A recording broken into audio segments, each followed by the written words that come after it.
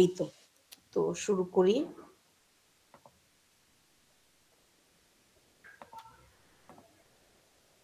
আমার স্ক্রিনটা শেয়ার হয়েছে নাকি একটু জানাতে হবে।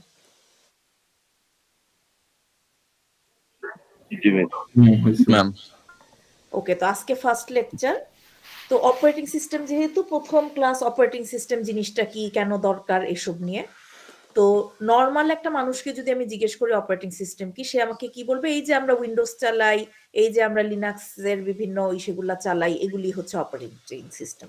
আর আমরা যেহেতু কম্পিউটার সায়েন্টিস্ট বা কম্পিউটার ইঞ্জিনিয়ার, তো আমরা এটার একটা ফর্মাল ডেফিনেশন জানবো আমরা। তো ফর্মাল ডেফিনেশনটা হচ্ছে, একটু যদি আমরা চিন্তা করি তাইলে আমরা নিজেরাই অপারেটিং সিস্টেমের ফর্মাল ডেফিনেশনটা বের করতে পারবো। আসলে আমরা কম্পিউটার কেন লাগে আমাদের, প্রথম যখন মানে যাদের হচ্ছে সিএসসি তে এখানে পড়ার আগে কম্পিউটার ছিল বাসায়, তাদের কারো কারো হয়তো মনে হয়েছে যে আমি গেম খেলবো, কারো কারো হয়তো মনে হয়েছে আমি মুভি দেখবো, কারো কারো হয়তো মনে হয়েছে যে আমি ওই পেইন্টের মধ্যে পেইন্ট করব, খাতা কলমে আর পেইন্ট করতে ভাল লাগে না।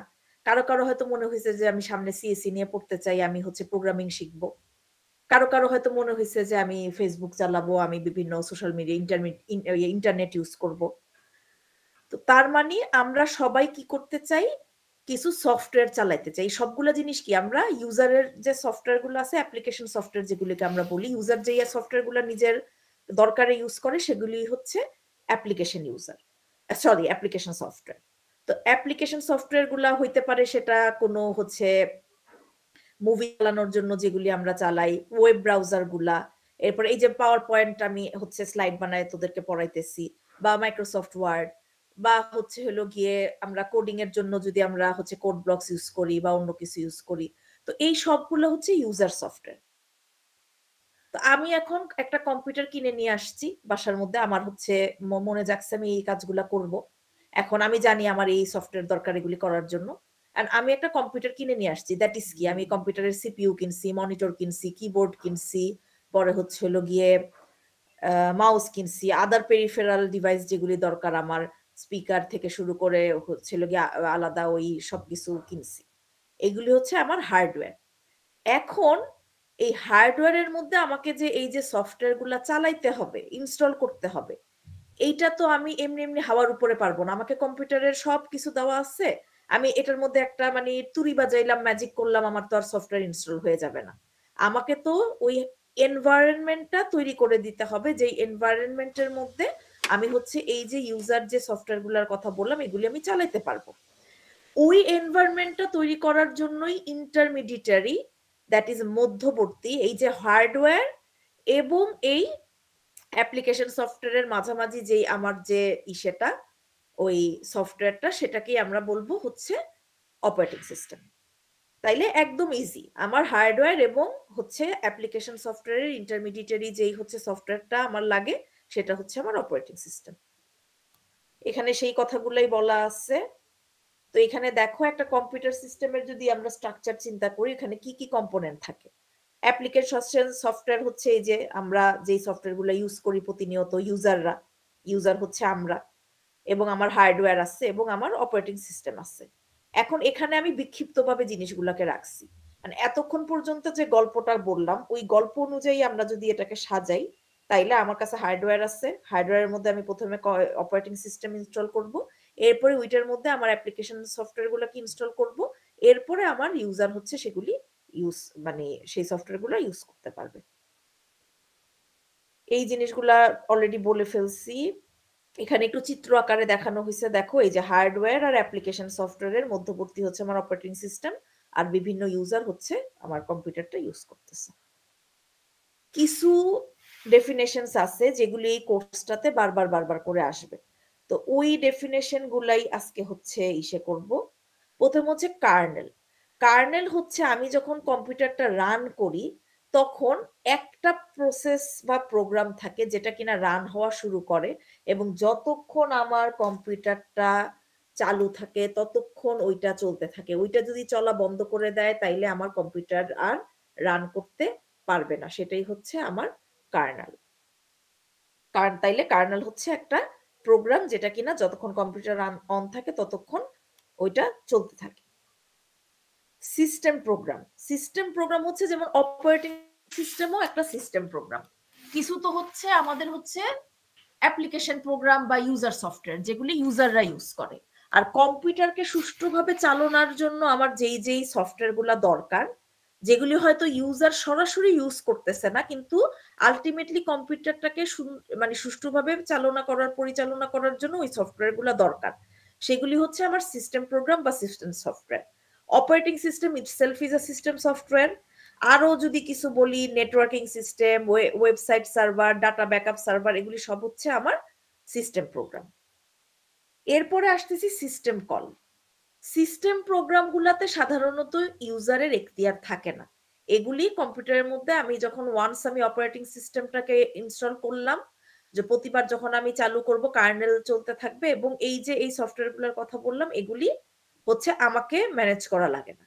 কিন্তু কখনো যদি আমার এগুলি ম্যানেজ করার দরকার পড়ে, বা আমার এই যে অ্যাপ্লিকেশন সফটওয়্যারগুলোর কোনো একটা হচ্ছে কি বলবো, অ্যাপ্লিকেশন যদি আমি ইউজ করতে চাই, তখন আমি একটা রিকোয়েস্ট রাখতে পারি, যেটাকে বলে সিস্টেম কল, যে আমি এই সার্ভিসটা নিতে চাচ্ছি কার্নেলের থেকে। ও আমাকে পারমিশন দিতেও পারে, নাও দিতে পারে। যদি মনে করে এখন আমাকে এই পারমিশন দেওয়াটা সেফ, তাইলে আমাকে কার্নেল বা অপারেটিং সিস্টেম দিবে সেটা। আর যদি মনে করে সেফ না, তাইলে দিবে না। কিন্তু এই যে পারমিশন চাওয়াটা, সেটা হচ্ছে সিস্টেম কল। এটাকে আমরা একটা ফাংশন হিসেবেও চিন্তা করতে পারি, যে ফাংশনের মাধ্যমে আমরা হচ্ছে কার্নেলকে কোন একটা সার্ভিস পাওয়ার জন্য রিকোয়েস্ট করতে পারি, যেটা ইউজুয়ালি হয়তো নর্মাল ইউজার হিসেবে আমার সেখানে অধিকার ছিল না, কিন্তু আমি এটা রিকোয়েস্ট করতে পারি। এরপর হচ্ছে শেল হচ্ছে অপারেটিং সিস্টেমের সার্ভিসগুলা ইউজার যে ইন্টারফেসের মাধ্যমে অ্যাক্সেস করতে পারে। কিছু থাকে কমন লাইন ইন্টারফেস, যেমন উইন্ডোজে সিএমডি দিয়ে আমরা যেটা করি, আর কিছু থাকে গ্রাফিক্যাল ইউজার ইন্টারফেস। প্রোগ্রাম কি আমরা জানি, প্রোগ্রাম হচ্ছে আ কালেকশন অফ ইনস্ট্রাকশন, যেটা আমরা এক্সিকিউট করলে হচ্ছে একটা প্রসেস রান হয়। আচ্ছা, এখন আমরা যখন একটা প্রোগ্রাম রান করি তখন কি হয়? আমরা কম্পাইলারে যখন আমরা এই যে প্রথমে যে একটা সি কোড লিখছিলাম জীবনের শুরুতে, হ্যালো ওয়ার্ল্ড দিয়ে, জীবনের প্রথমবারের মতো কোডটা লিখলাম, এরপরে হচ্ছে আমরা কি করলাম, ওইটাকে কম্পাইল করলাম।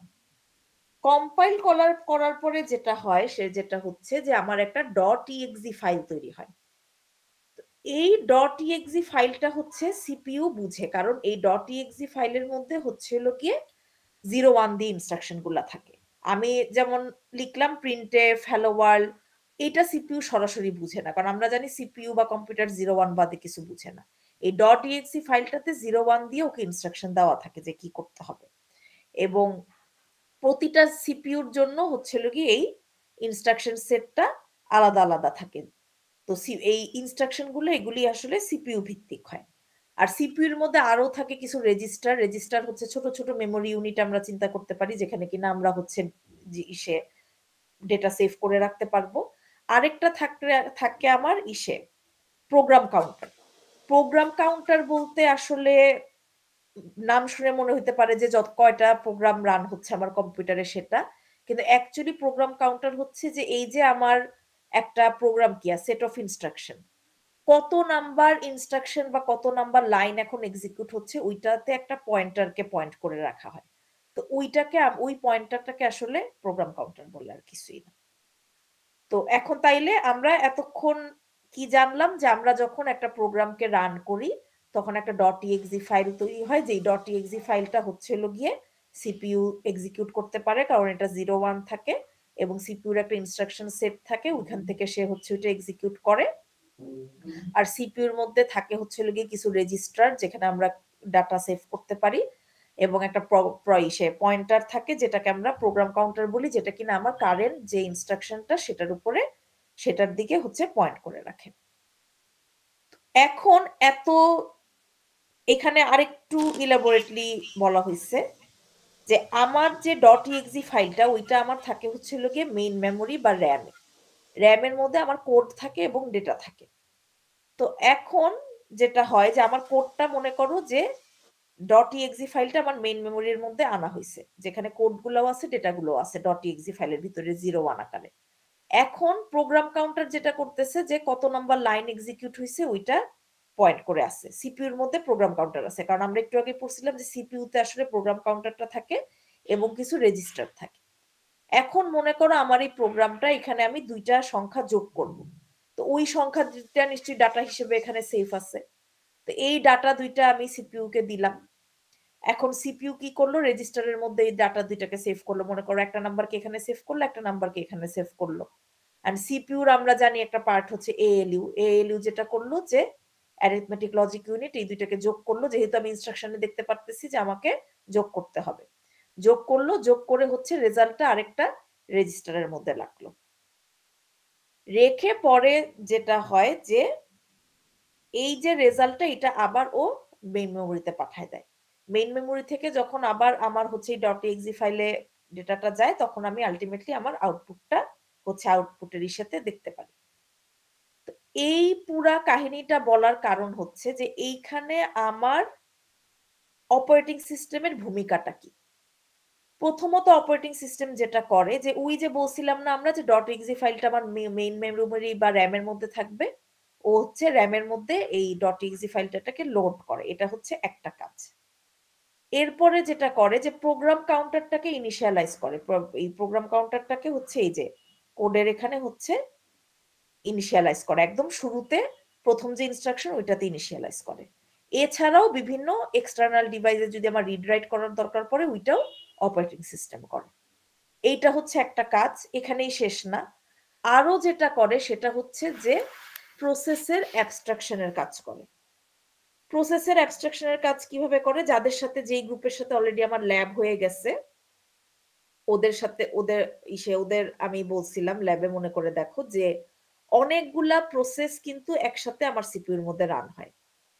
প্রতিটা প্রসেস মনে করে আমি একলাই মনে সিপিইউতে রান হচ্ছি, অন্য কোনো প্রসেস রান হচ্ছে না। কিন্তু আমরা জানি যে একই সাথে অনেক হচ্ছে ইসে, একটা মিনিট একটু শুনুন।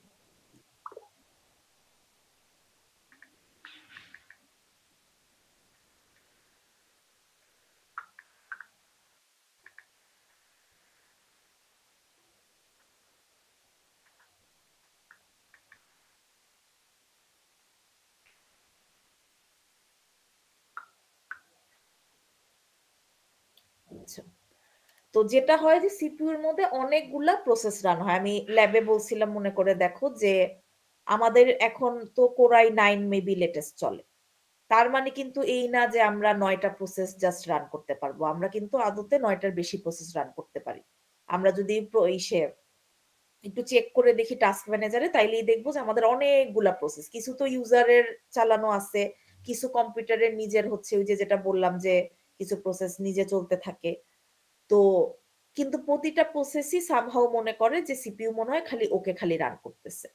এইটা কিভাবে হয়, সিপিইউ যেটা করে যে সবগুলা প্রসেসকে অল্প অল্প করে করে টাইম শেয়ারিং এর মাধ্যমে টাইম দিতে থাকে। যেমন P1 কে 3 মিলি সেকেন্ড দিল, P2 কে 3 মিলি সেকেন্ড দিল, P2 কে 3 মিলি সেকেন্ড দিল, P3 কে 3 মিলি সেকেন্ড দিল, আবার P1 কে 3 মিলি সেকেন্ড দিল, P2 কে, এভাবে করে করে এত অল্প সময়ের মধ্যেই রোটেশনটা হইতে থাকে যে ইউজারের চোখেও সেটা ধরা পড়ে না এবং প্রসেস গুলোও বুঝে না যে আসলে মানে খালি ওকে যে একলা দিচ্ছে তা না, সিপিইউ আসলে একাধিক প্রসেসকে টাইম দিচ্ছে। আবার দুইটা প্রসেসের এই জিনিসটা অপারেটিং সিস্টেম করে। আর যদি দুইটা প্রসেসের মধ্যে কমিউনিকেশনের দরকার পড়ে, যেটাকে আমরা ইন্টার প্রসেস কমিউনিকেশন বলি, ওইটাও কোঅর্ডিনেট আমার অপারেটিং সিস্টেম করে। আরেকটা জিনিস যেটা অপারেটিং সিস্টেম করে সেটা হচ্ছে মেমোরি ম্যানেজমেন্ট করে। মেমোরি ম্যানেজমেন্টও এই প্রসেসের ম্যানেজের মতোই। সেটা হচ্ছে যে প্রতিটা প্রসেস মনে করে যে পুরাটা র্যাম মনে হয় ওর। প্রতিটা প্রসেসকে যেটা করে যে র্যামে ওকে তো কিছু জায়গা দেওয়া হয়, কিন্তু ও তো একলা না, আর অন্যান্য প্রসেস গুলাও আছে। কিন্তু মেইন মেমোরিটাকে এমন ভাবে হচ্ছে ম্যাপিং করে, 0 থেকে মনে করো আমার যদি 4 জিবি র্যাম থাকে, 0 থেকে 4 জিবি পর্যন্ত একটা ভার্চুয়াল ম্যাপিং করে এবং ও মনে করতে থাকে যে এই পুরাটা 4 জিবি ওর জন্য।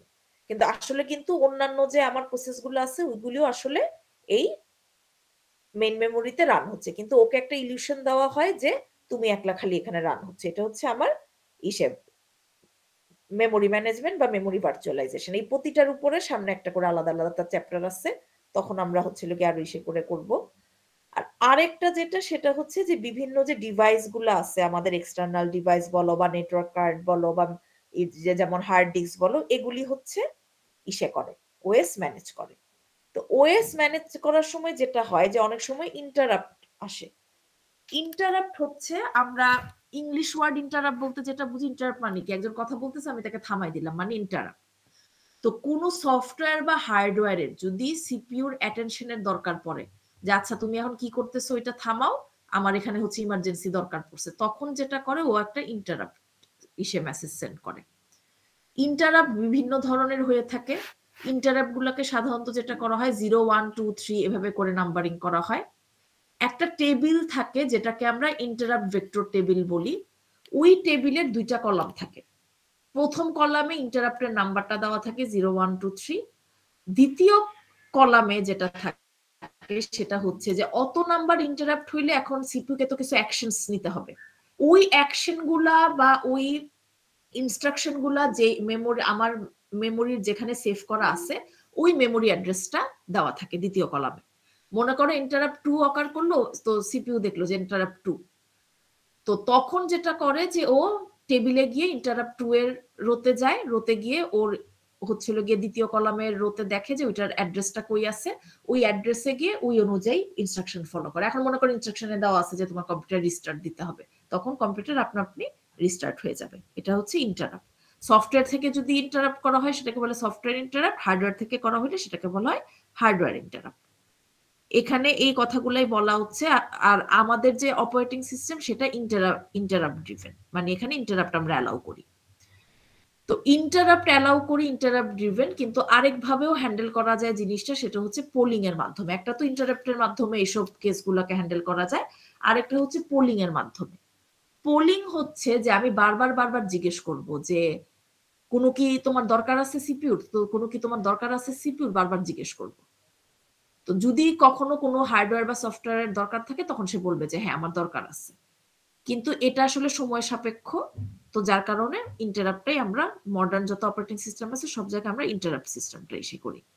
এখন লাস্ট স্লাইডে এসে পড়ছি, যেটা হচ্ছে অপারেটিং সিস্টেমের গোল। অপারেটিং সিস্টেমের গোল হচ্ছে কিছুই না, আমার এই প্রোগ্রামগুলোকে হচ্ছে আমি সুন্দর মতো হচ্ছে অ্যাবস্ট্রাকশনের মাধ্যমে যদি রান করতে পারি, আমার যে ইসেগুলো আছে হার্ডওয়্যার গুলো আছে সিপিইউ মেমোরি, এগুলিকে যদি এফিশিয়েন্টলি ইউজ করতে পারি, এবং প্রসেস গুলোকে আইসোলেশন হচ্ছে ওই যে বলছিলাম যে প্রতিটা প্রসেস মনে করো একলাই রান হচ্ছে, এই 3টা জিনিস যদি আমি করতে পারি, এক হচ্ছে আমার রিসোর্স গুলোকে ঠিক মতো ইউজ করা, 2 নাম্বার হচ্ছে আমার সুন্দর মতো হচ্ছে হার্ডওয়্যারের ইসেগুলোকে অ্যাবস্ট্রাকশন করা, আর একটা হচ্ছে আমার প্রসেস গুলোকে করা, আইসোলেশন করা, তাইলে আমার বলতে পারবো যে এটা একটা গুড অপারেটিং সিস্টেম। এই ছিল ফার্স্ট লেকচার। এটা একদমই একটা বেসিক একটা লেকচার আসলে। এখানে আসলে মানে ওরকম টেকনিক্যালিটি বা কিছু নাই, ওই মানে বাংলা পড়া টাইপের। তো এইটার উপরে থার্সডে আমি একটা কুইজ নিব, যেহেতু আমরা একটু পিছাই গেছি, কুইজটা আসলে দেরি হয়ে যাবে, আর নাইলে থার্সডে এটার উপরে কুইজ নিব। তোমাদের উপকারী হবে এটাতে, কারণ মাত্র একটা চ্যাপ্টারের উপর, সামনে যদি কুইজ নিই তাহলে চ্যাপ্টারের সংখ্যা বাড়বে। আর শুরুর দিকে বুঝতেই পারতেছো ক্লাসগুলো একটু থিওরিটিক্যাল হবে, পরে গিয়ে হয়তো অ্যালগরিদমে যাবে আমরা। তো থার্সডেতে এইটার উপরে ছোট একটা কুইজ নেব, আর আমার কুইজে জানোই ভয়ের কিছু নেই, ঠিক আছে? ম্যাম ক্লাসরুম কি অন্য একটা খুলবেন না ওইটা যেটা আগে ছিল ওটার ভিতরেই চলবে? আমি নতুন খুলি নাই তোমাদেরকে নিয়ে। ম্যাম ল্যাবেরটা খোলা হয় নাই, সিএসসি 406। হ্যাঁ ল্যাব খুলি নাই জানি, কিন্তু ক্লাসরুম তো মনে একটা ক্লাসরুম খোলা হয়েছে। জি জি ক্লাসরুম খুলছি, তাই তো বলি ওএস থিওরি খুলছি তো আমি। তো জি ম্যাম। ওই মুশফিকের রেজিস্ট্রেশন সে কমপ্লিট হয়নি, এই কারণে ও ইনভিটেশন পাইনি খুব সম্ভবত। জি জি ম্যাম। তো ঠিক আছে, তাইলে ওই মুশফিক আমাকে একটা ইমেল করে রাখিস, তাইলে আমি হচ্ছে করে দিব, অ্যাড করে দিব। এরকম যারা যারা আসো যে এখনো টাকা দেওয়া বাকি বা অন্য কোনো টেকনিক্যাল কারণে রেজিস্ট্রেশন হয়নি, আমাকে ইমেল করো যে ম্যাডাম আমি এবার এই ওএস কোর্সটা নিতেছি, আমি অ্যাড করে দিয়ে রাখবো ক্লাসরুমে, অসুবিধা নেই, ক্লাস করতে থাকো, রেজিস্ট্রেশন পরে করা যাবে না। Okay ma'am. আর হচ্ছে হইলো গিয়ে ওই আরেকটা কি জানি বলবো, ও আচ্ছা হ্যাঁ, ওই কমেন্ট বক্সে অ্যাটেন্ডেন্সটা দিয়ে লিভ নিয়ে নিয়ে চলে যাও সবাই, ওইখান থেকে আমি অ্যাটেন্ডেন্স দিয়ে দিব। কমেন্ট বক্সে নিজের রেজিস্ট্রেশন নাম্বারটা লিখে দাও, তাহলে অ্যাটেন্ডেন্স হয়ে যাবে আজকে।